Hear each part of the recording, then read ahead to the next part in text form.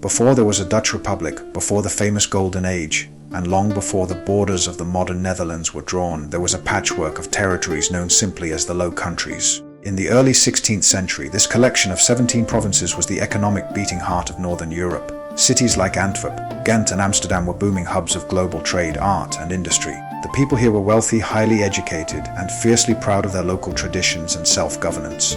But these wealthy provinces were not an independent nation. They were a small, yet incredibly valuable piece of the massive Habsburg Empire, a global superpower ruled by the Holy Roman Emperor Charles V. Charles was actually born in the Low Countries. He understood the people, respected their local laws, and spoke their languages.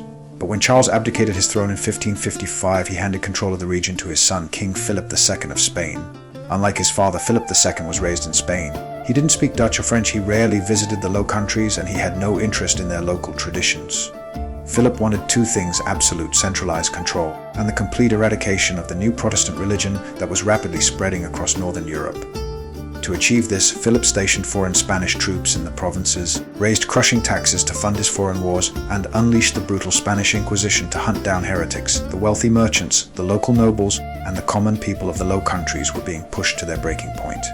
Their freedoms were being stripped away, and their people were being burned at the stake. The powder keg was set. All it needed was a spark and a leader.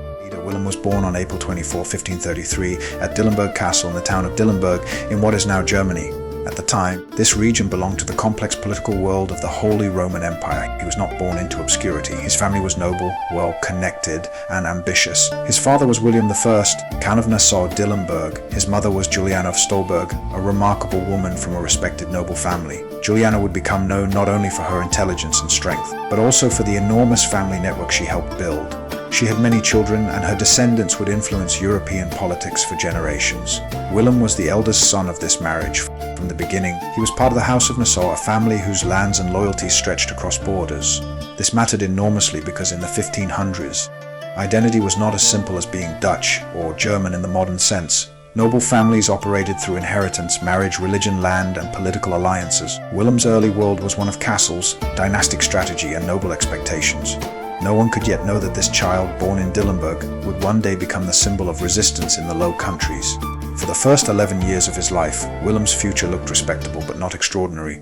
He was a noble boy from the Nassau family. He had status, certainly. But history is often shaped by inheritance, and Willem's life changed because of a death. In 1544, his cousin René of Chalon, the Prince of Orange, died in battle without legitimate children. René's lands and title passed to the young Willem. This was the turning point. At just 11 years old, Willem inherited the title Prince of Orange, and this was no small matter. The title connected him to the Principality of Orange in southern France and gave him tremendous prestige. Suddenly, he was no longer just a Nassau Count's son. He had become one of the most important young nobles in Europe. But there was a condition. René's inheritance required Willem to be educated at the court of Emperor Charles V in Brussels. So the boy from Dillenburg was taken from his Lutheran family environment and sent into the very center of Habsburg power. There, his life was transformed. At the imperial court, Willem learned diplomacy, court etiquette, military leadership, and the intricate games of politics. He was raised in the Catholic tradition, despite his family's Protestant leanings. He learned how emperors ruled. He learned how alliances were built. He learned when to speak and when to stay silent. That silence would become part of his legend. The nickname William the Silent did not mean he never spoke. It referred more to his caution. When a careless word could destroy a career or cost a life, this was a powerful skill. Willem didn't begin his life as a revolutionary, not even close. At court he thrived. He was intelligent, politically sharp, and by all accounts deeply impressive in person. Emperor Charles V trusted him. He moved among the highest circles of power. He became one of the emperor's favored nobles in the Low Countries. This was not a rebel in the making.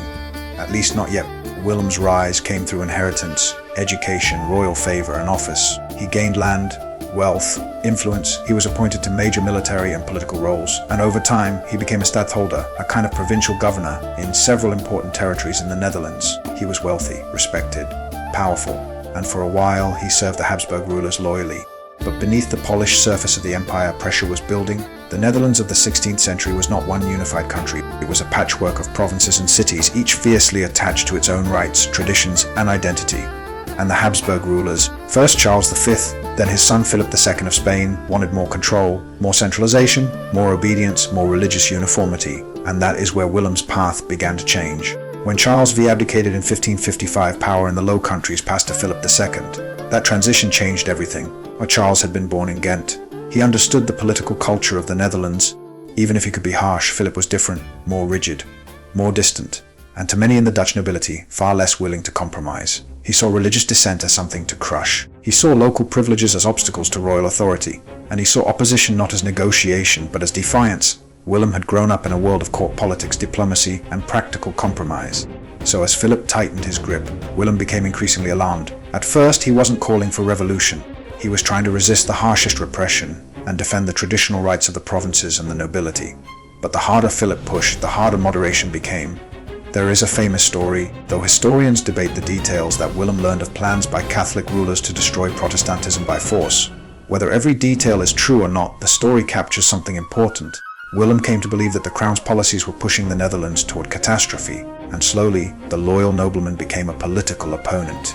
Long before he became the face of revolt, Willem also strengthened his position through marriage. In 1551, he married Anna van Egmond, also known as Anna of Boren. This was a major match politically, financially, socially. Anna was one of the wealthiest noblewomen in the Netherlands, and through this marriage Willem gained even more influence, wealth, and standing in the Low Countries. It was a huge step in his rise as one of the leading nobles of the region. By all accounts, the marriage seems to have been a successful one, though sadly a short one. Together they had 3 children, Maria Anna and Philip William. That last name matters. Philip William, his eldest surviving son, would inherit the title Prince of Orange. But his life, like so many in this family, would be shaped by war and political struggle. In 1558, Anna van Egmond died young. It was a personal loss for Willem, but by then the political world around him was already shifting fast. In 1561, Willem married again, this time Anna of Saxony, and on paper it looked like a brilliant dynastic alliance. She came from one of the most powerful Protestant families in the German lands, linking Willem to major Protestant interests in the Holy Roman Empire. But the marriage itself became deeply troubled. The two were very different in temperament. Political pressure, long separations, personal unhappiness, and eventually scandal tore the relationship apart. Together they had several children, including Anna, Maurice of Nassau, and Emilia of Nassau. There were also other children born from the marriage who died very young. And one of those children, Maurice, would become one of the greatest military leaders of the Dutch Revolt, a crucial figure in the future Dutch Republic. Had emphasis, but the marriage to Anne of Saxony collapsed into public disgrace. She was accused of adultery. The relationship ended in separation and humiliation. And for a man already surrounded by political tension, this was not just a private tragedy, it was a public scandal. Meanwhile, the Netherlands itself was approaching breaking point. By the 1560s, religious conflict was intensifying. Protestants were being persecuted. Nobles were increasingly hostile to Spanish policy. Cities and provinces feared the loss of their ancient rights. Then came the iconoclastic fury of 1566. Calvinist crowds stormed Catholic churches and smashed religious images. To Philip II, this was proof that order had collapsed, and his response was brutal. He sent the Duke of Alba, and Alba established the Council of Troubles, remembered by many as the Council of Blood. Opponents were prosecuted, executed. Terror became policy. In 1568, leading nobles like Counts Egmont and Horn were put to death. The message was unmistakable. Resistance would be crushed, but Willem escaped. He fled. And from exile, he began organizing armed resistance. This was the beginning of his transformation into the leader of the Dutch Revolt. At first, success did not come easily. His campaign struggled, money ran short, support was inconsistent, cities hesitated, foreign allies were unreliable. Again and again the revolt seemed close to failure, but Willem had something many others did not: persistence. He kept the cause alive when others might have walked away, and he framed the struggle as more than rebellion. It was, he argued, a defense of liberty, conscience, and local rights against tyranny. One of his most remarkable qualities was that he tried to unite Catholics and Protestants, even while Europe was tearing itself apart over religion. He increasingly argued for a degree of religious toleration, a radical and difficult idea in his time. He understood something essential: if the Netherlands was to survive, it could not destroy itself from within. In 1575, Willem married for the third time Charlotte de Bourbon, and Charlotte had an extraordinary story of her own. She had once been a nun but left convent life and embraced Protestantism. Their marriage was controversial, especially to Catholics, but by all accounts it was one of the happiest and most supportive relationships of Willem's life. Charlotte became a true partner during some of the hardest years of the revolt. She helped manage households, network, and the crushing burdens of exile and war.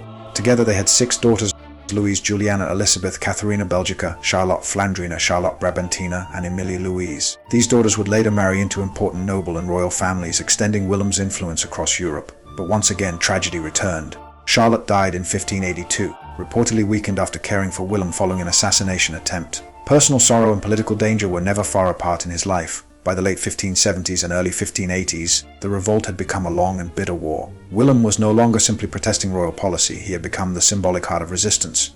In 1579, the provinces split more sharply. Some southern provinces made peace with Spain in the Union of Arras. In response, the northern and some central provinces formed the Union of Utrecht. That was a crucial step toward what would become the Dutch Republic. Then, in 1581, came one of the most revolutionary political acts of the age, the Act of Abjuration. Several provinces formally rejected Philip II as their sovereign. The argument was explosive. A ruler who oppresses his people is no true ruler at all. Willem had helped make that moment possible. But victory was still far away. Spanish military power remained formidable. The southern Netherlands was still heavily contested, and assassination plots were everywhere. Philip II declared Willem an outlaw and placed a bounty on his head. He was now a marked man. In 1583, Willem married for the fourth and final time Louise de Coligny. She was a French Huguenot noblewoman and the daughter of Gaspard de Coligny, the great Protestant leader murdered during the Staines Bartholomew's Day massacre in France. This marriage tied Willem's story to another great chapter of religious war and survival in Europe. Louise was intelligent, resilient, and politically aware. She entered Willem's life during its most dangerous chapter. Together they had one son, Frederick Henry, and that son would become enormously important in the future of the Dutch Republic. So when we look at Willem's family, we are not just looking at names on a family tree, we are looking at the beginnings of a dynasty. Across his 4 marriages, Willem built a large family, and 2 of his sons, in particular, would shape Dutch history for generations. Maurice of Nassau, the brilliant military commander, and Frederick Henry, who would later strengthen and consolidate the Republic. Willem himself would never live to see the full success of the state he helped create, but his children and the House of Orange Nassau carried his legacy forward. By 1584, Willem had survived war, exile, political collapse, scandal, and at least one earlier assassination attempt, but the danger never disappeared. On July 10, 1584, at the Prinsenhof in Delft, Willem of Orange was murdered by Balthasar Gerard, a Catholic fanatic and supporter of Philip II. Gerard gained access by pretending to be a loyal supporter, and when the moment came, he shot Willem at close range. Willem died shortly afterward. He was 51 years old, and the shock rippled across Europe. This was one of the most famous political murders of the age. The bounty had been claimed. The man who had held together competing provinces, religions, and factions was gone. For the Dutch cause, it was a devastating blow, but by then Willem had already done enough to change history. He did not live to see final independence. The Dutch Republic would only be formally recognized in 1648, decades after his death. But without Willem, there may never have been a Dutch Republic at all. He helped transform resistance into revolution. He gave political shape to a movement that might otherwise have splintered apart. He tried imperfectly but sincerely to build unity across religious lines. And he stood against one of the most powerful monarchies in Europe as the enduring symbol of Dutch liberty. That is why the Wilhelmus, the Dutch national anthem, is tied to him. That is why the House of Orange, Nassau, still reigns in the Netherlands today. And that is why his memory remains woven into Dutch identity. He was not flawless. He was a nobleman, a politician, a survivor in a brutal age. His life was marked by controversy, failed campaigns, personal tragedy, and difficult compromises. But that is exactly what makes him compelling. He was not a myth when he lived. He was a man trying to navigate one of the most dangerous political landscapes in European history.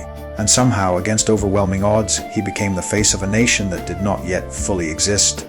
A boy born in Dillenburg, the son of William of Nassau and Juliana of Stolberg, a prince by inheritance, a statesman by training, a rebel by necessity, a husband 4 times over, a father whose children would help shape the future, a marked man hunted by a king, and finally a martyr to the cause he helped build. That was Willem of Orange.